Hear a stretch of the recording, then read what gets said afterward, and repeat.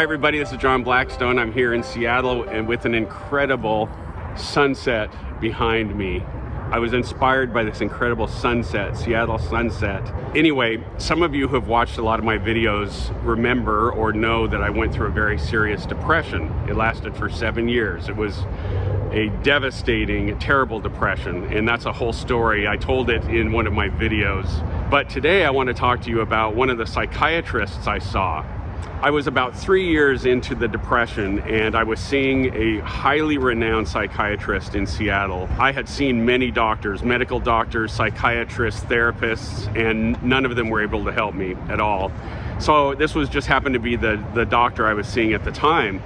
And I had been seeing this psychiatrist for about 3 months. I spent most of the 7 years in bed in a fetal position, just trying to survive. And I used to just put on something on YouTube just as a distraction, just kind of noise in the background. But I was watching a documentary about the Carpenters. It was specifically about Karen Carpenter. And all of a sudden, on my computer screen pops up my psychiatrist talking about Karen Carpenter. It was just the most bizarre thing. And in the moment when it happened, I like shook and I was like, wait a second, am I dreaming? Am I having a hallucination or something? And I wasn't. It turns out that this psychiatrist I was seeing was a world-renowned doctor who was one of the pioneers in treating anorexia and bulimia. And he was one of the few doctors that was treating Karen Carpenter when she was trying to overcome her illness, her disease. It took me a long time to track this clip down because I wasn't sure what it was from, and finally I found it. So I thought I would share it with you guys. Dealing with it for Karen meant hiding it, a common ploy of anorexics, according to Dr. Raymond Vath, an expert on eating disorders. If you're a perfectionist, then you know that you're not perfect. People try to hide that from others. The alcoholic tries to hide his alcoholism, and eating disorders are an equally secret disease. But the next time I went to see him, I walked into his office and I said, I saw you on television the other day.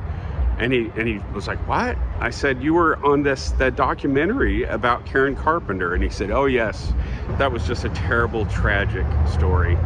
And he talked about her, what a sweet, lovely woman she was, and how difficult it was for her to understand, as it always is with anorexia and bulimia. At the time, they knew so little, and he just said it was so tragic to watch her decline.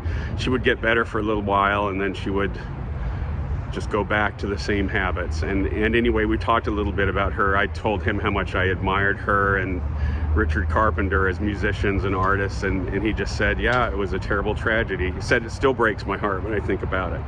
So anyway, I just wanted to tell you that story. It's such an interesting thing that happened to me, and it ties in to what I do now and my love of music, but pretty interesting. Anyway, thanks for watching. Have a lovely morning, afternoon, evening, whatever you're doing. Whatever you do, listen to some good music. Cheers. Wonderful, wonderful, wonderful, wonderful, wonderful. Thank you all.